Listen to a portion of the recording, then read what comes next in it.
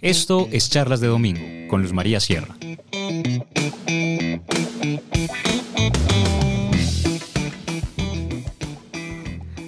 Hola, les habla Luz María Sierra, soy directora del periódico El Colombiano y esto es Charlas de Domingo. Nuestro tema hoy es un tema que ha tocado a muchas personas, que cada día es más recurrente en las familias colombianas y es el tema de la salud mental.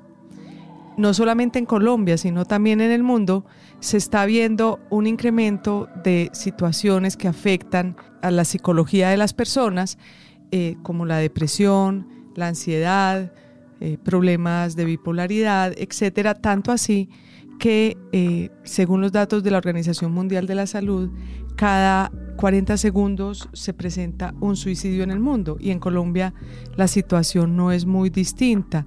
En el 2021, que son los últimos datos recogidos, se registraron cerca de 3.000 suicidios. Esto es cerca de 9 suicidios al día.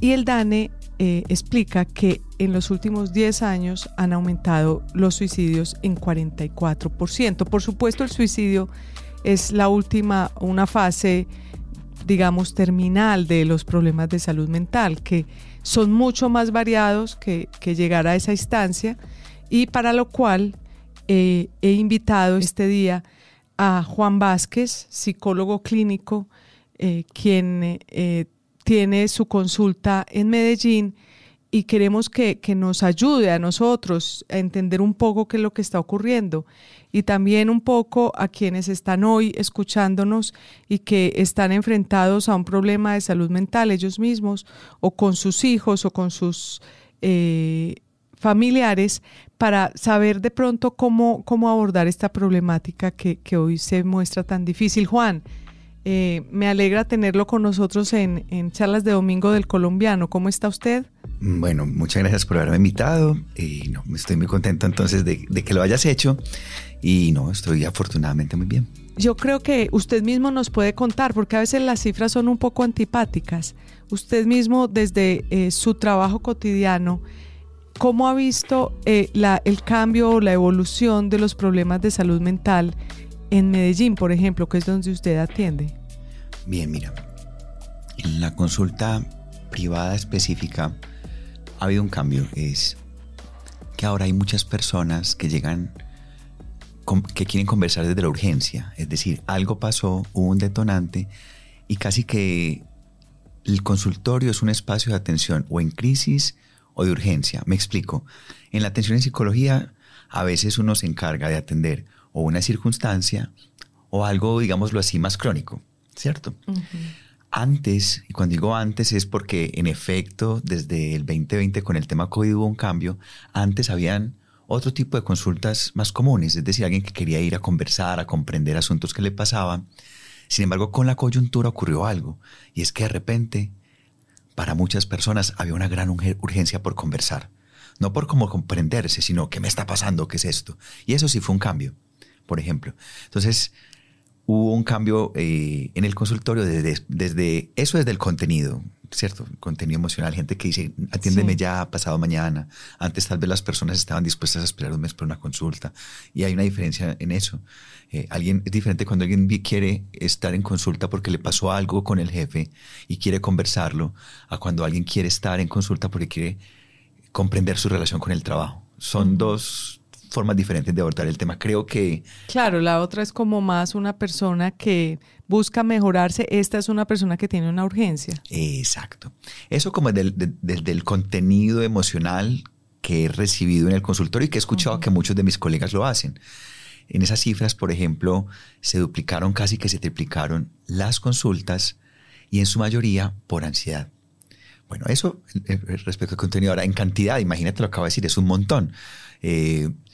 Yo le digo a mis colegas que tener un consultorio, la asunto de salud mental, es como uno tener un negocio de empanadas en un derrumbe, me refiero. Hoy, a diferencia de antes. A diferencia de antes, exacto. Hoy. De hecho, no es fácil conseguir una cita con un psicólogo. Yo le quiero contar una de las razones que nos llamó.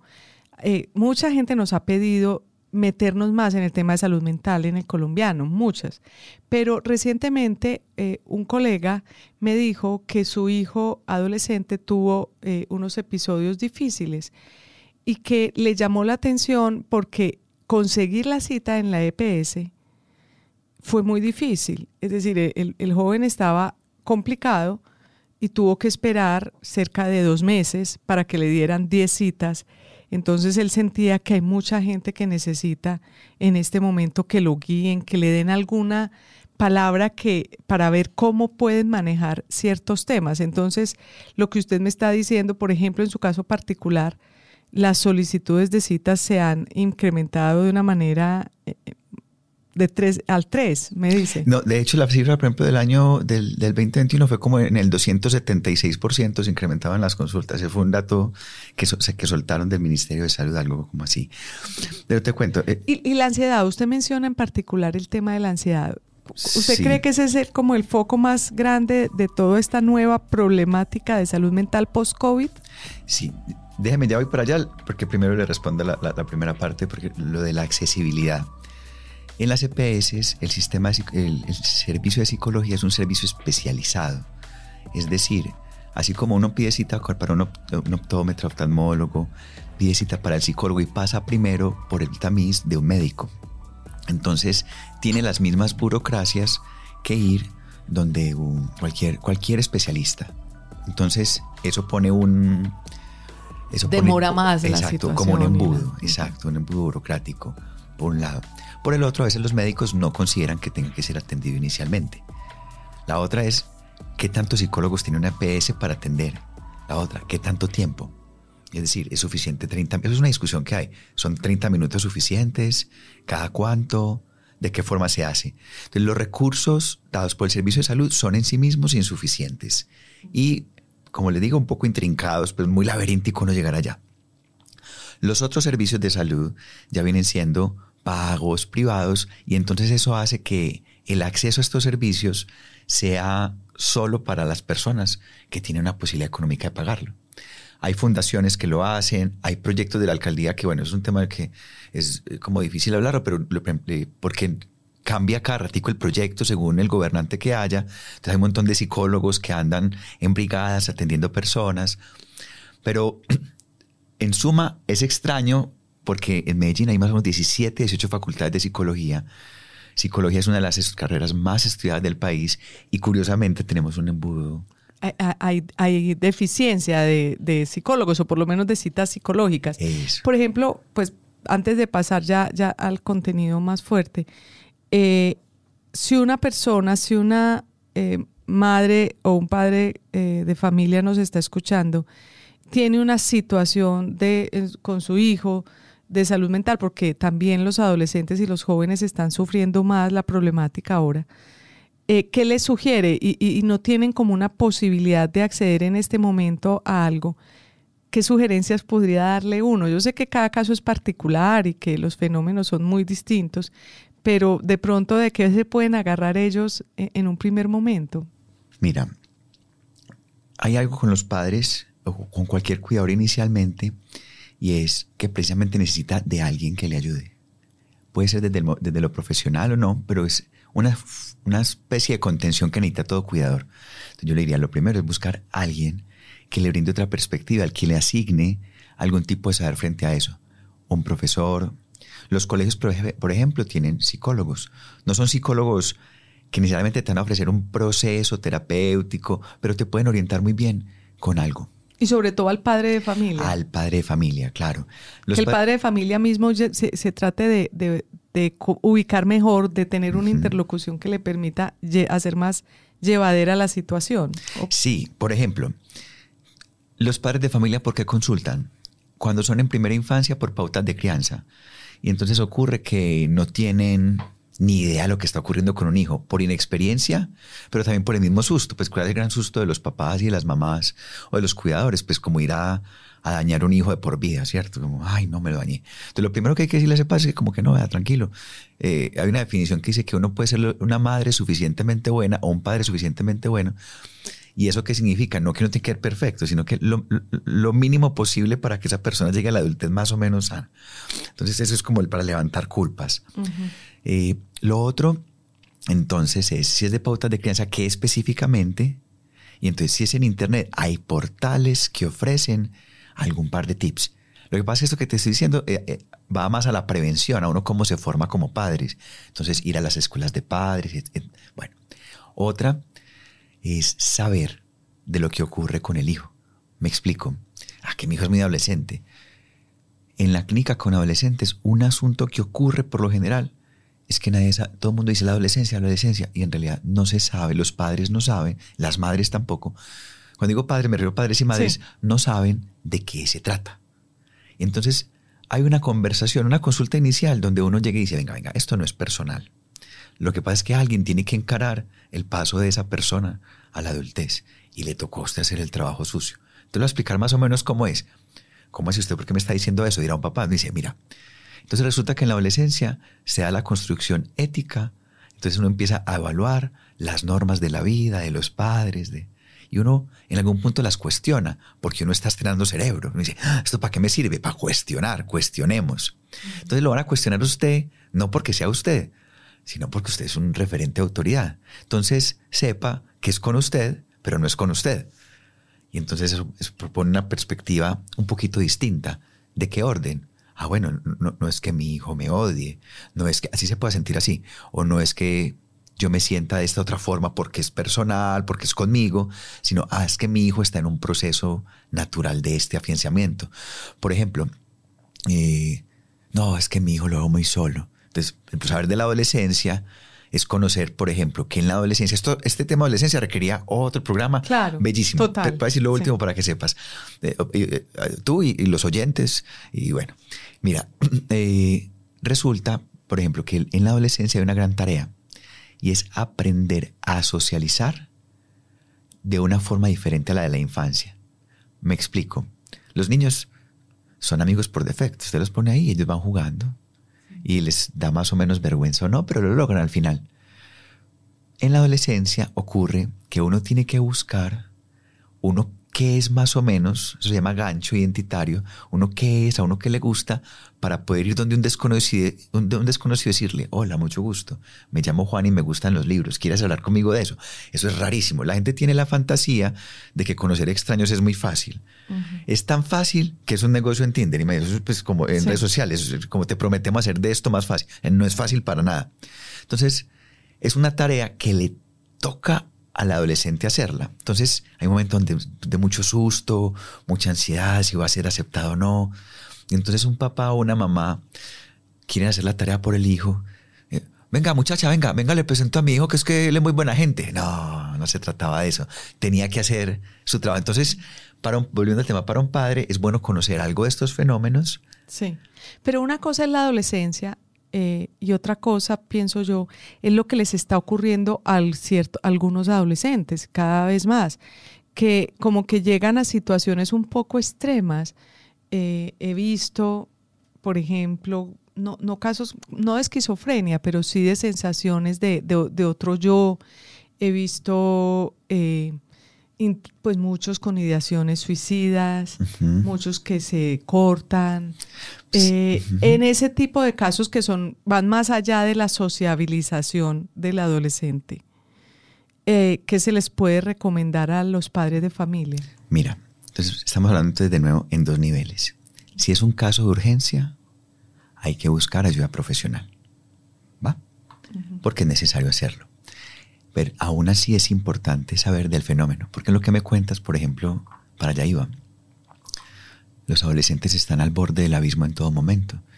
Hay una teoría que llama el paso de la niñez a la adultez, el paso de la adolescencia, se llama el salto al vacío. Y escucha esto. Entonces, los referentes de cuidado en la vida de los humanos son sus cuidadores más adultos. Y hay un momento donde uno ya no va a ser más cuidado por ellos. National Geographic lo pondría así: hay un momento en que los humanos ya no podrán vérselas más por sus padres y tendrán que salir allá al mundo. Y en ese momento entonces tienen que vérselas con lo salvaje del mundo. Y van a saltar ¿Y con qué herramientas cuentan? Las incipientes de la adolescencia, de la niñez. Y tienen que construirlas. Y ese salto al vacío es tremendo porque entonces, ¿quién soy? ¿Quién me acompaña? Por ejemplo, el descubrimiento de lo que siente un cuerpo. La gente dice, no, es que la adolescencia se hizo para experimentar. Y la gente suele pensar que experimentar es sexo, drogas y rock and roll. Pero experimentar, por ejemplo, es saber qué se siente que a uno le rompan el corazón en una relación amorosa. Por ejemplo, ¿cómo es un duelo de un adolescente? Yo no sabía que el cuerpo tenía esta capacidad para sentir tanta tristeza. Tengo ganas de morirme. Claro, quien ya tiene la cicatriz en el corazón o varias cicatrices porque se lo han roto N veces, pues dice, no, tranquilo, mira, uno de amor sí se muere, pero sigue viviendo, ¿sí o no? Pero el que lo vive por primera vez dice, pero venga, esto me va a pasar, esto es verdad. Y ese descubrimiento del cuerpo es lo que lo hace riesgoso. Entonces la experimentación es para todo. ¿Y qué es lo que pasa con la adolescencia? Que no hay referentes de nada, más que el otro le pueda dar. Y los referentes que el otro le dan a uno son hipotéticos. ¿Y por qué se están produciendo más este tipo de situaciones con los adolescentes? Bien.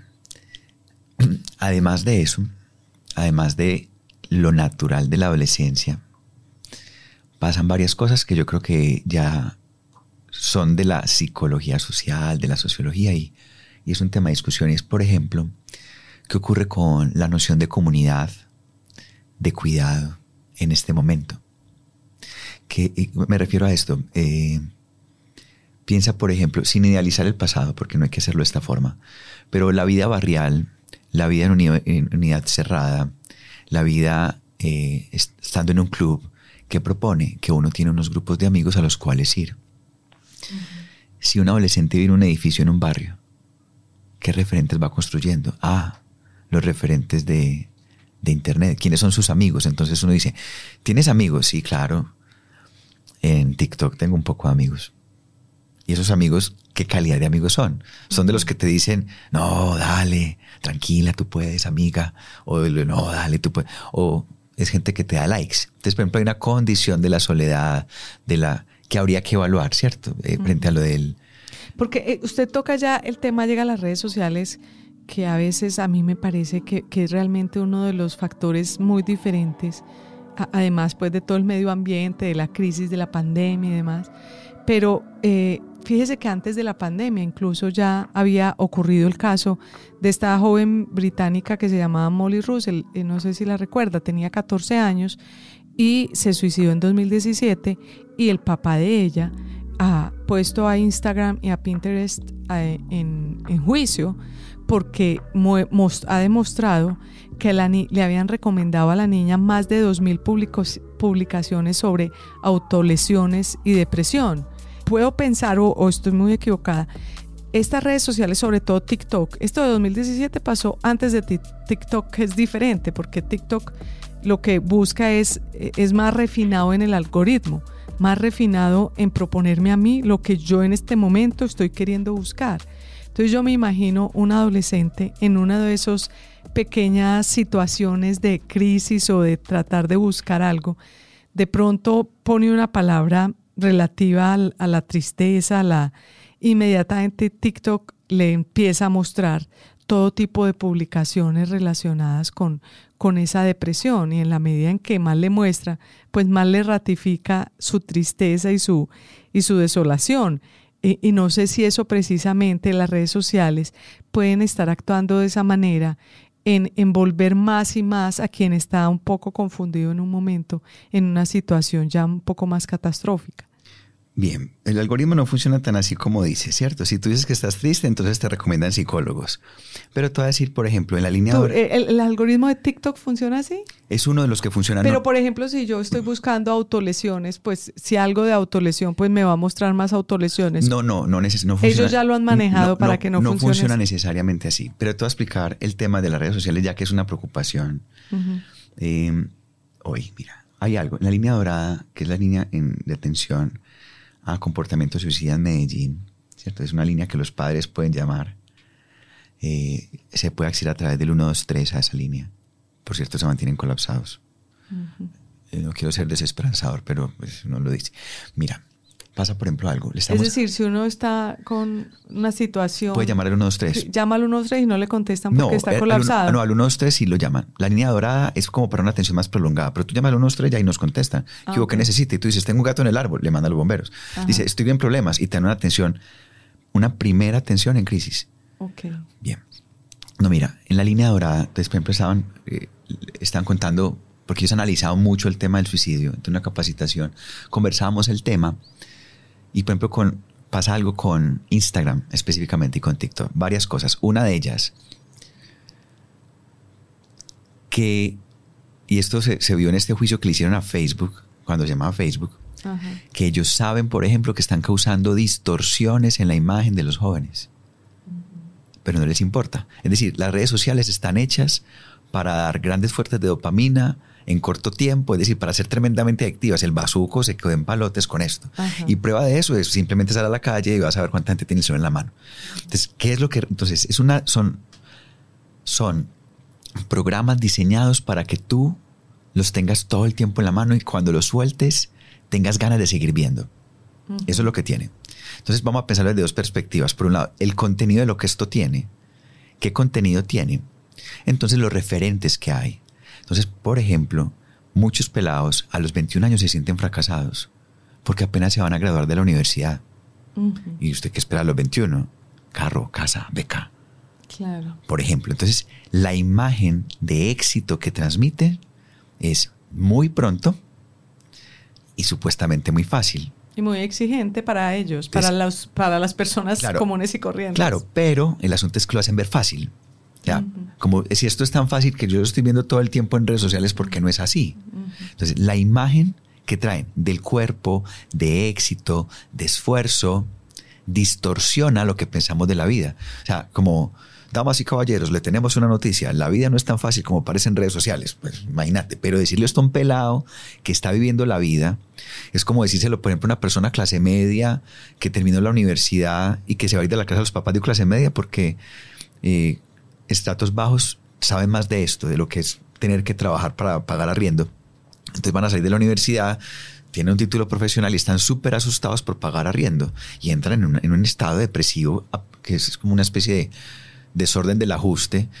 ¿Cómo así que no había un fideicomiso para mí? ¿Cómo así que mi papá y mi mamá no me iban a mantener por el resto de la vida? Y eso es un momento de un duelo.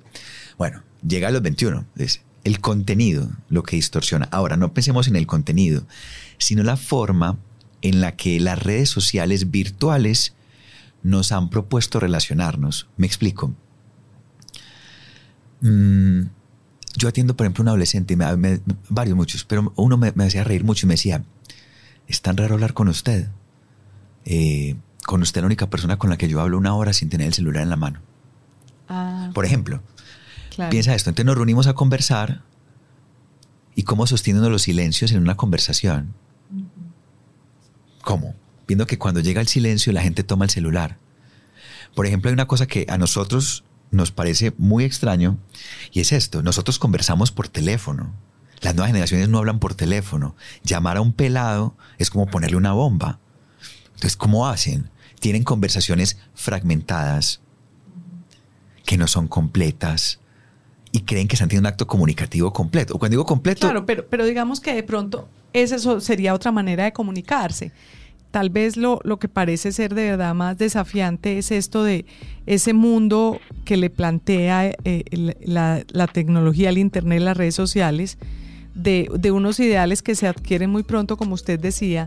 Ante eso, por ejemplo, ¿usted qué le recomienda a los padres de familia? Es decir, será útil, es posible incidir de pronto en una lectura crítica de lo que ellos ven en las redes sociales, o qué tipo de prevención podría hacerse en ese consumo de redes sociales de los jóvenes. Si me preguntas desde niño, ojalá que pertenezcan a algún tipo de disciplina o que hagan algo en lo que comprendan que hay que pertenecer, donde tengan un grupo de amigos. Por ejemplo, desde pequeños los metimos a patinaje, porque estamos apuntando acá a la prevención. El que ya está ahí tiene que buscar un profesional, vuelvo y lo repito. Pero si tú tienes un hijo, ¿qué puedes hacer? Trata de llevarlo o al club, o a Confama, o al INDER, dependiendo de lo que tengas acceso, e invítalo a que pertenezca a algún grupo social donde aprenda a conversar y sobre todo, donde haga cosas diferentes a la virtualidad, donde comprenda, por ejemplo, que para uno alcanzar algo, tiene que rayar, tiene que borrar, tiene que aprender a relacionarse con el error, por ejemplo. Eso de manera preventiva. Sí. Y una vez están ya en el mundo de la virtualidad, ¿qué puedan hacer los padres de familia ante unos adolescentes todo el día en su red social, eventualmente siendo sometidos a ese tipo de ofertas como de un mundo feliz, rápido y que creen que todos los pueden alcanzar? Acá le voy a contar algo. Ahorita decía que los papás no son los responsables, pues, que no se sientan culpables. Y te voy a contar algo. Los padres no lo son. Hay un libro que se llama El mito de la educación. Y el mito de la educación apunta a que la responsabilidad de los padres es muy nueva. En realidad son los padres y la sociedad quienes se han encargado de formar eso. Entonces, le estamos pidiendo, a través de esto, le estamos pidiendo a los papás que resquebrajen un estereotipo que se refuerza por todas partes. Es que escucha, por ejemplo, esto. No, y que los mismos adolescentes no permiten a los padres en un momento dado intervenir. Por lo que te decía además, que están hechos en un momento en el que los van a cuestionar. ¿Qué puede hacer un papá? Estar ahí para cuando su hijo se quiebre.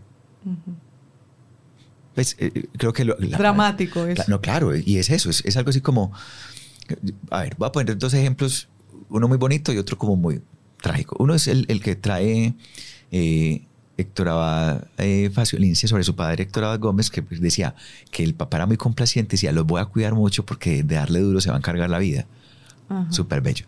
En Viaje a Islán, Carlos Castañeda propone una cosa más, obvio, no la tomen en serio, por favor. Dice, por favor, si usted quiere formar a su hijo, haga lo siguiente, cuando está chiquito, que toque un cadáver, como para que sepa que la muerte existe, y eso forma, según él. Y la otra es esta, es que si hace algo malo, no lo regañe usted, contrate a alguien que vaya y lo reprenda, y usted después se encarga de consolarlo. La traducción es esta, la vida le da a uno duro. ¿Qué puede hacer un papá? Estar ahí, sí, hijo, es que es duro. Cuando quiera le cuento la historia de esta familia. Es decir, este mito también de la exigencia, de que los padres tienen que ser exigentes y poner límites, ¿en dónde queda? Es que el asunto es que deben hacerlo, pero eso no recae solamente en los padres. ¿Sí me hago entender? O sea, piénsalo así, como te decía, es un trabajo sucio. Es un trabajo sucio ponerlo a los padres, pero el horario laboral. Y te voy a poner unos ejemplos. En Medellín hay unos colegios, muchos colegios, pero te voy a poner, en privados pienso en dos. Hay uno que son tremendamente exigentes, tremenda, que tiene fama porque ponen muchas tareas y que no pueden hacer nada. Y los pelados salen allá, que es este el mundo, no sé qué, salen para ingenieros, salen no sé qué, pero salen abrumados por el peso de esto. Hay otro colegio, otros dos colegios medio hippies, y el problema de ellos es, ¿cómo así que tengo que ir a trabajar? ¿Cómo así que esto y que lo otro? En suma estoy diciendo que la existencia es dura y ese es el mensaje duro para los adolescentes. ¿Cómo traemos ese mensaje? No estando ahí para ellos. Pues, como, ¿de dónde sacaron que esto iba a ser más fácil? Ahora, cuando digo, ¿de dónde sacamos que esto iba a ser más fácil? ¿De dónde incluso los adultos lo pensamos cuando idealizamos el pasado? Entonces, ¿qué hacemos? En momento de urgencia, buscar atención. Y lo otro, te lo voy a decir cómo. Aprendiendo a tener conversaciones incómodas y significativas con los hijos. Y con cualquiera que sea. Ya. ¿Y qué hacer específicamente con el uso de las redes sociales? ¿Tiene algún sentido restringirlas, poner unos horarios? No sé, cómo estar ahí conversando sobre ese uso crítico de las redes sociales. ¿Qué se puede recomendar? Mira, dependiendo de la edad, ¿cierto? ¿Y por qué digo dependiendo de la edad? Porque entre más pequeño es un niño, más injerencia tiene el padre sobre eso, ¿cierto? Entonces, voy a contar, por ejemplo, en la teoría de las conductas adictivas se habla de usos de objetos. O sea, las adicciones no son entendidas solamente como el uso a sustancias como se ha pensado, pues como marihuana, cocaína, esas que son como las más clásicas y tradicionales. Ahorita hay unas más sofisticadas. Es pensada como una conducta adictiva, puede ser una conducta entendida como al trabajo, a los videojuegos, al celular. Se habla de uso, abuso y dependencia. Uso. Hay usos recreativos, hay usos sociales. Abuso, cuando empieza a aparecer la ansiedad por no tener eso que tenemos, ¿cierto? Y la dependencia, cuando somos incapaces de funcionar en nuestra vida cotidiana sin aquello de lo que somos dependientes. Me explico. Una cosa es tomar licor, eventualmente de formas recreativas, Otra cosa es que me haga falta para funcionar y que lo sienta. Es necesario en ciertos momentos y otra cosa es que yo ya no funcione en la vida sin él. Igual con el celular. Entonces, no es, en suma, es aprender a distribuirse en la vida, ¿cierto? Uh-huh. No, ¿qué tiene Internet?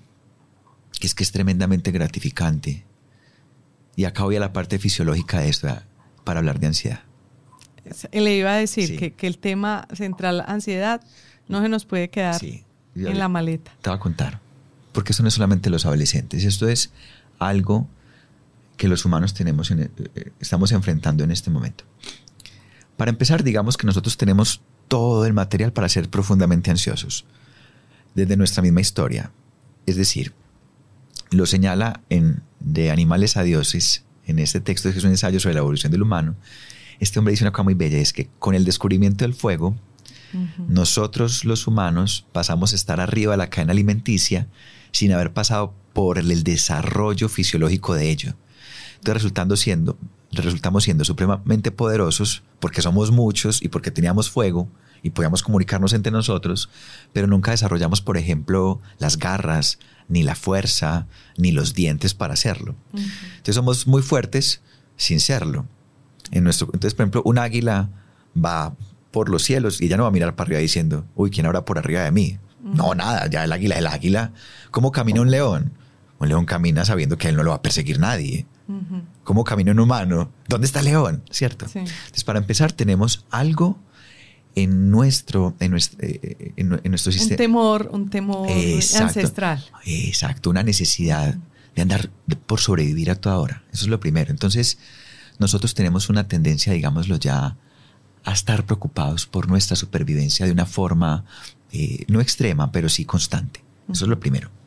Lo otro es esto, que nosotros tenemos un sistema de defensas o de alarmas frente a las amenazas externas que está hecho para responder a amenazas concretas. Me voy a explicar. No, ese es el sistema de estrés. Ojo, la gente suele confundir estrés con preocupación. ¿Cómo estás de estresado? Traducción, ¿cómo estás de preocupado? No. Voy a explicarle qué es estrés. El estrés se refiere, por ejemplo, en materiales, es cuando tú tienes un caucho, tomas un caucho y lo estiras y el punto donde no da más es donde se dice que el material está estresado. Eso es estrés.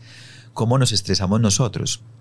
Puede ser, el estrés es la respuesta en la que nos estiramos, por decirlo así, ante una amenaza. Me explico. Hay un ladrón o pensamos que estamos en un lugar peligroso. Lo primero que va a pasar, la respuesta de estrés es esta. Aumenta nuestro ritmo cardíaco, aumenta nuestra presión arterial, aumenta entonces nuestra respiración. Se tensionan lumbares, espalda alta, cuello, pares craneales, maceteros. Y esa respuesta es para salir corriendo o pelear. Entonces, miren, viene un león, ¿qué vamos a hacer? Pues resulta que esa misma respuesta para un asunto tan concreto, para una amenaza tan concreta, tan extremo aparentemente. Sí, es la misma respuesta que tenemos para responder ante una dificultad marital, a una deuda, a un problema en el trabajo. Solo que no se hace tan expresiva. Entonces, no, se hace expresiva, sino que son dos cosas. Entonces, una es, vamos a hablar entonces de la respuesta extrema, que es correr. Pues la otra es cuando, digamos, no hemos visto el león, pero lo sentimos. Entonces, es, por ejemplo, como convivir en una guerra. Mira cómo voy mezclando temas, entonces, estímulos. Por un lado digo una pelea marital, por otro lado digo una deuda, por otro lado digo un león. Y es porque tenemos el mismo sistema de defensas para todo lo otro. Pero ¿qué pasa con el león? Que si lo vemos, se va, lo hablamos, descansamos y ya, se fue. La deuda no se va, el trabajo nos espera ahí mañana. Entonces el estímulo amenazante ya no es tan fugaz. Sino que es permanente. Es permanente, exacto. Y nuestro sistema de alertas no alcanza a bajarse. Entonces resulta, vea que no estoy hablando todavía de psicología aparentemente, resulta que ante ese sistema resultamos con la espalda tensionada. Entonces te voy a poner, por ejemplo, en dolores de consulta médica o psicológica, lumbalgias, tortícolis, migrañas. Todos esos productos de la ansiedad, dirías. Ojo, Del El estrés. estrés, exacto. Pero ¿cuál es la relación del estrés y la ansiedad? Para allá vamos, tranquila. Porque la relación del estrés y la ansiedad es el siguiente. Resulta que el estrés se da por una hormona que se llama cortisol, que está muy famosa, y es la hormona que nos ayuda a vivir, es la que en un momento de tensión nos hace prestar más atención a aquello que ocurre. ¿Va? Pues resulta que si el cortisol se mantiene allí, es como tener prendida una sirena haciendo bulla, y entonces, pero por más tiempo del que es. Imagínate eso. Hay una sirena que es solamente para emergencias, pero de repente la estás usando todo el tiempo. No alcanzas a relajarte. Entonces, como es una sirena que está prendida todo el tiempo, pasa algo. Empieza a alterar, voy por lo físico todavía, los hábitos alimenticios. Se come más o menos de lo que uno está habituado. El sueño. Entonces uno tiene dificultades para conciliar, para sostener, para profundizarse. Es decir, que el sueño sea relajante o como la manera en la que se despierta uno en la mañana. Y ya vamos a llegar a otras cosas más, lo que la gente entiende por psicológico. Yo hasta acá siento que sí, he estado todo el tiempo hablando de psicología. La gente por psicología entiende como un asunto mental etéreo. Y luego viene la respuesta cognitiva. ¿Que cuál es? Pues una mente, por ponerlo así, que está buscando por qué suena la alarma. Entonces aparece un signo que se llama rumiar. En inglés, overthink. La traducción feita, sobrepensar. ¿Por qué se dice rumiar? Pues por ese asunto de las vacas que tienen 4 estómagos y llegan y mascan y mascan y mascan y mascan y mascan y mascan pasto. Nosotros mascamos y mascamos pensamientos. Parecido a la preocupación. Exacto. Entonces resulta que la ansiedad, esa palabra es clave, la ansiedad es la mezcla del estrés con la preocupación. En otras, o del miedo con preocupación. ¿Qué es la preocupación? Es la respuesta del sistema cognitivo buscando dónde está la alarma. Pero recuerdo lo que dije hace unos minutos, que estamos acostumbrados a que sea concreto. Entonces, pero como es abstracto, entonces el cuerpo va a buscar por qué está sonando la alarma. Entonces vas a ir a buscar dónde está sonando y tú dices, claro, es que tengo una reunión dentro de 15 días. Escucha esta, es porque tengo que entregar la tesis. Y entonces, ¿qué pasa? Tú lo pensaste, esa es la razón de tu estrés. Pero ¿qué ocurre? Que como el león no se va, sino que sigue ahí, los cortisoles van a seguir arriba. Pero y entonces, si esto es una situación ancestral, es parte de tu sistema natural, ¿qué puede hacer las personas que de pronto sufren más de ansiedad? Ya voy para eso y te voy a contar lo del COVID, ¿qué pasó? ¿Qué pasó con el tema COVID? Entonces resulta que esta es la respuesta que tenemos, ¿cierto? Porque quiero mostrar, vea que acabé de dar los indicadores de cuando uno sí está siendo afectado por la ansiedad. Vuelvo y lo repito. Alteración en los hábitos alimenticios, en los hábitos del sueño, rumiación constante, la habilidad emocional, llanto, ira fácil, cuando uno está muy mal genio. Sigo, si se mezcla con aislamiento, entonces resulta que estas emociones están hechas también para compartirlas. O sea, piensa en términos evolutivos. ¿Para qué le ha servido a la especie la tristeza? La tristeza tiene una gran función.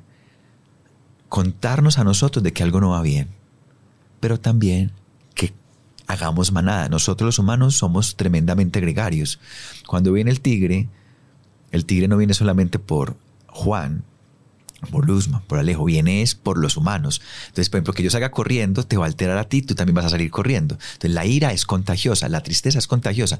Las emociones están hechas para contagiarnos. Pero resulta que, y acá habría, pues hay que hablarlo más, pero que hay personas que no comparten, no cuentan, no comunican eso que están sintiendo. Y entonces a un episodio de estrés por un asunto empiezan a quedarse callados y quedan en el círculo. Y entonces se crea un loop. Y escucha esto. Pienso en la deuda para tratar de liberarme de ella, pero como la deuda no desaparece, entonces me estreso por la deuda. Y entonces creo un círculo de ansiedad. Que después entonces de esos indicadores iniciales que dijo, siguen estos. Los pensamientos, el sistema cognitivo, no encontrando con éxito dónde es que está el problema, empieza a pensar lo siguiente: ¿será que soy yo? y aparecen pensamientos de denigración. Entonces menos se comparte. Yo no puedo hablar de esto porque aparece la vergüenza y aparecen entonces una cosa que se puede llamar, por ejemplo, las fantasías de muerte, que es diferente a la idea del suicidio. Pero ¿cómo se para todo esto? ¿Una persona cómo puede de pronto ponerle freno en el camino? Allá vamos. Lo que pasa es que necesito decirte todos los marcadores, porque luego sigue esto. Porque cuando estoy diciendo al oyente, por favor, sepa que si usted tiene esto, está contando con los marcadores. ¿Cuáles van siguiendo? Las fantasías de muerte, que no es lo mismo que el suicidio. ¿Cuáles? Cuando alguien dice, ay, tan bueno, por ejemplo, alguien que tiene que entregar un trabajo, por ejemplo, acá en el colombiano, no sé, una redacción que tiene fama en todo el mundo, junto con ser bombero, con trabajar en urgencias, con tener una redacción, de ser de los trabajos más estresantes del mundo. Nada raro que gente, ay, tan bueno no unas vacaciones y no volver, tan bueno no jubilarse, tan bueno no dormir más. Son fantasías de muerte, o sea, son metáforas de la muerte, no son ideas suicidas, o pueden llegar ya alguien a planear un suicidio. Bien, ¿cómo se para esto? Vamos, de nuevo, déjame abordar esto de dos formas. Lo preventivo, que es a lo que más fuerza hay que ponerle, y digamos, cómo llegar cuando uno ya está pues llevado al berraco. Lo primero fue el miedo al león. ¿Se puede parar desde el miedo al león o...? Bueno, te voy a contar. ¿Qué pasó con el tema COVID? Que resulta que estamos supremamente hiperestimulados todo el tiempo. Entonces... ¿En qué sentido hiperestimulados? Sí, por ejemplo, estar conectado. Todo el tiempo tenemos muchos cortisoles. Entonces piénsalo así. Una persona se levanta alarmada temprano para el trabajo. ¿Sí o no? Va de afán. ¿Y qué quiere decir eso? Que se puso en modo guerra. En modo guerra, fight or flight, cortisoles arriba para llegar temprano. Y se sienta a las 8 y ya trae la carga física del cansancio, lo que fue llegar temprano. Ponlo así, se fue en el metro. Y el metro está atiborrado de gente. Tanta gente es vivida como una amenaza. Llega al trabajo y ya está cansado. Ponlo así, estás en un trancón. Llegas al trabajo y ya estás cansado del trancón. Y vas a empezar a laborar. O sea, empezaste con los cortisoles arriba. Y tienes la fabulosa idea de, ya sé, para salir rápido de este trabajo, no voy a parar a tomar el refrigerio. Voy a almorzar viendo la pantalla. Pero le sumas más. Suma esto. Mientras estás trabajando, tienes otra vida en paralelo, que es el celular, en la que prometiste disponibilidad absoluta. O sea, el WhatsApp es tener dos vidas. Exacto. Mientras estamos conversando, bueno, hoy por ser domingo, pero no faltará la persona que llegue y mande un montón de correos. Entonces tenemos que responder a eso. Mira, lo que solamente de contártelo me está abriendo la espalda, pero necesito ya un masaje, ¿cierto? Entonces, mira, y resulta que llegamos a la casa y ¿cuándo paramos? ¿Cuándo? Entonces, resulta que haber estado confinados desdibujó nuestras rutinas, nuestros horarios, y entonces resultamos con cortisoles todo el tiempo. ¿Pero por qué dices que desdibujó nuestras rutinas? Porque, por ejemplo, entonces, ¿dónde empieza la línea entre el trabajo y la casa? Si yo estoy trabajando desde la casa. Lo del teletrabajo hizo que ya dejara entrar todo tipo de otras ocupaciones a mi casa y a mi tiempo libre. Pero no solamente eso. Cuando estoy en el trabajo, dejo entrar las preocupaciones de la casa.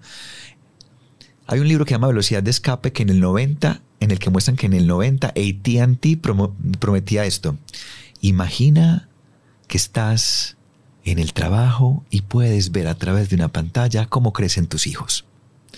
Y un movimiento ciberpunkero en ese momento saca uno que dice, imagina estar en la casa con tus hijos y que te llame el trabajo. Entonces resulta que estamos en la casa, pero tenemos el trabajo. Estamos en el trabajo, pero estamos en la casa. Y entonces acá es donde dice una persona, ay no, a la hora de poner un puesto de fruta para estar más tranquilo. Claro. Exactamente, lo que usted está proponiendo es que la gente se la tome con más tranquilidad la vida, sí. Pero la gente necesita trabajar y a veces el trabajo es más exigente. No, esa es la trampa. Trabajo siempre hay. Hubo un rector de una universidad de Medellín que se murió de un infarto de estrés. ¿Cómo se muere uno de estrés? Si tienes un el año pasado. Sí, el año antepasado. Si uno tiene un corazón todo el tiempo latiendo más rápido porque cree que lo persigue un león, pero ese león es una llamada de un montón de gente, de vicerrectores y todo, ese corazón se va a morir. Entonces acá viene el asunto. ¿Quién dijo que hay que trabajar así? ¿A son de qué? Y resulta entonces que acá ya hay una discusión más grande que excede un consultorio, y es ¿por qué hay que trabajar tanto, tan rápido? Y ahí ya Pepe Mujica pues lo dijo, no hay que tener tantas cosas, pero en algún punto en la psicología individual y lo que trabaja uno en el consultorio es cómo poner límites, cómo decir no sin culpa. Por ejemplo, el santo grial para uno disminuir todo esto de la ansiedad es el sueño. Lo primero que puede hacer una persona es poner los límites necesarios para dormir lo mejor posible. No hay nada, no hay psicólogo, no hay pastilla. Escuche, no hay nada que haga por uno como un buen sueño. 8 horas o mínimo 6. Sí, es un asunto como de que uno aprenda a dormirse y a levantarse lo más natural posible. Pero entonces resulta que eso... Cuando dice lo más natural posible es como dormirse cuando da sueño, sí, y levantarse cuando ya ojalá, sí. Por tiene ejemplo, ganas de levantarse. Mira, por ejemplo, esto. Entonces, un vendedor, una persona que trabaja en temporada, en diciembre empieza a decir, no, a la hora que llegue la primera semana de enero para poder descansar de todo esto. Entonces uno le pregunta, ¿qué va a hacer allá? Me voy para... Entonces te dicen, ¿dónde? Iba a hacer canopy, iba a hacer esto, iba a hacer lo otro. Y le digo, venga, pare. Su cuerpo va a estar fatigado. Y la fatiga, el cuerpo no desconoce, es para el cuerpo es indistinto la fatiga de tener que madrugar todos los días al trabajo que madrugar a hacer canopy. Entonces la persona llega cansada, luego ansiosa. ¿Cuál es la primera intervención médica psiquiátrica con una persona en estado de ansiedad fuerte? Dormir. Mandar pastillas para dormir. Porque a veces la gente no puede, cuando ya está en esos estados, ya no puede conciliar el sueño. Exacto, no, es que te cuento una cosa, es súper horrible porque después de la ansiedad viene el pánico. Entonces la gente le dice, ¿tú por qué no te vas para una isla desierta? La gente, cuando está en estos estados, la tranquilidad le resulta amenazante. Porque como el sistema nervioso está constantemente amenazado, hay un punto donde el cerebro dice, ¿por qué todo está tan callado? Algo malo va a ocurrir. Paranoico se vuelve uno. Sí, pues porque entras como ¿por qué todo tan de buenas a primeras? Y entonces tampoco se duerme. Entonces tú dices, no, me voy a ir pa'l mar. Hasta el sonido de las olas puede resultarte amenazante en ese estado. Entonces hay unos signos incluso ya mucho más grandes que son mareos constantes, lo que llaman vértigos. Bueno, en fin, hay una... Entonces la clave, dormir. Esa es la primera. Si no puede dormir, tiene que buscar las Sí, posibilidades, yo no sé... incluso la meditación puede ayudar, la relajación puede ayudar. Lo que pasa es que esos son preventivos. Si tú ya estás lleva el berraco, hay que ir donde el médico, vea, ayúdeme a dormir. Eso es lo primero. Okay. Ahora, cuando logras... Claro que sería preventivo, entonces, sí, claro. Preventivo, dormir, bien. Es preventivo, más, bien. Preventivo, poner límites. ¿Y qué es poner límites? Hombre, levantarse y que mirar el celular no sea lo primero que usted hace para responder.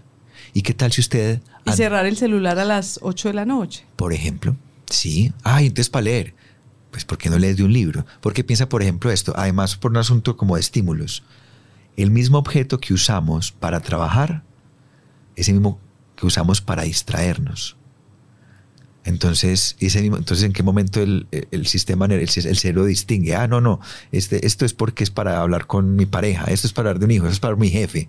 No, hay que ponerle límites a nuestra disponibilidad absoluta. Entonces, poner límites es eso, es... ¿Y la meditación y la relajación también son útiles en algún momento? Muchísimo. Mira, muchísimo. El Parque Explora ha sacado un montón de posts muy bellos sobre esto y lo menciono es porque pone unas goticas súper bonitas sobre este tema.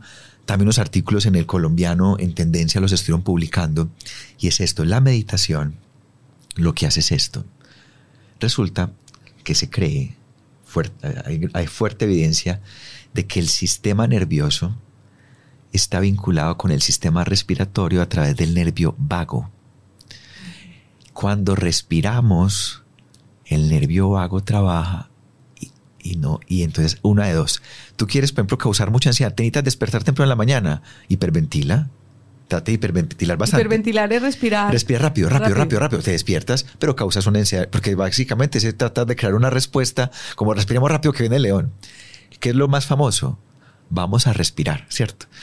¿Qué es meditar? La gente cree que meditar es poner la mente en blanco. Yo quiero hacer una aclaración sobre eso. Meditar es simplemente concentrarse en una actividad y solo en una actividad. Hay gente que ama, por ejemplo, lavar platos, trapear, lavar el carro, qué sé yo. ¿Y saben por qué? Porque sueltan el celular y se dedican solo o la a eso. jardinería. Claro, pero es porque se dedican solo a eso. Solo pensar, es decir, es regar las matas, pero pensando en las matas. Eso. No pensando en todos los problemas. Es más, puedes pensar en todos los problemas, pero simplemente al final estás con las matas, porque inicialmente es muy difícil, porque lo digo es que en la forma en la que lo dices, Luzma, qué pena, es así. No estoy parando en el trabajo, no estoy parando en las matas, tengo que parar en las matas. No. Inicialmente es algo como así. Y acabo de hablar de las terapias de mindfulness, pues que se entienden como tres cosas. Una son las meditaciones, que bueno, uno con lo que pasó esta semana ya no puede poner como al Dalai Lama, pues como de ejemplo de muchas cosas. Pero voy a poner otro ejemplo diferente y es como bueno, uno cree que es estar meditando cual monje budista. Eso ya lo pude decir bien, ¿cierto? No, el mindfulness es atención plena y hay varias formas de hacerlo. Una, que tú te dediques a una cosa y solo a una cosa. Vas a caminar, ve a caminar. Ya, no hagas más cosas. Es decir, lo que le sugiere a los oyentes es que no necesita ponerse en pose, en flor de loto y meditar, sino que la meditación es hacer una actividad durante un tiempo determinado y tratar de concentrarse un poco en la actividad. Eso es. Hay otro tipo de mindfulness que es, digámoslo, terapéutico para conductas específicas. Te voy a poner el ejemplo. Entonces una persona llega y dice, siento, porque por ejemplo una de las formas de la ansiedad, como se expresa, es por ejemplo la gente comiendo, las conductas repetitivas, que son formas de tratar de estabilizar el sistema nervioso. Entonces, por ejemplo, una persona come. ¿Para qué? Para calmarse, pero es que comer es placentero, comer dulce es más todavía. Entonces, una estrategia de mindfulness es cuando tú vas a comer y tú dices, bueno, yo voy a comer ¿por qué? Porque tengo hambre, porque siento que necesito comer por algún motivo o porque es rico. Y no tienes que hacer más nada, incluso puedes comer después de pensarlo. Entonces, estoy comiendo porque tengo hambre. Tú puedes decir, no, necesito un dulce. Comer conscientemente. Exacto, es lo que se invita. Exacto. Y eso ya es una terapia. Por ejemplo, ¿qué es? ¿Cómo le pone uno? Cuando estoy rumiando, estoy pensando de más. Venga, pare. ¿Por qué estás pensando de más? Ya, por esto. Ya, listo. Mindfulness se presenta de esa forma. Es prestarle la atención a una actividad, si es el pensamiento. Pero bueno, nos podemos aquí extender y quedar. Yo creo que podemos dedicarle eventualmente otro capítulo. Yo creo que quedan ya planteados muchas sugerencias de hacer la vida mucho más consciente y más tranquila en la medida de lo posible. No dejarnos envolver tanto por los teléfonos celulares, las redes sociales. Le agradezco mucho, Juan, toda la ilustración que nos ha dado sobre cómo funciona nuestro cuerpo y nuestra mente. Y espero tenerlo de nuevo y que podamos seguir conversando. Bueno, muchas gracias. Uno se vuelve psicólogo porque le gusta, tiene una vocación de servicio. Y que me brindes la oportunidad de cumplir con mi vocación es muy, muy gratificante. Muchas gracias a quienes nos escuchan. Los invito a leer el periódico El Colombiano. Tenemos un especial sobre salud mental el día de hoy, domingo, y también pues tenemos muchas otras noticias de interés.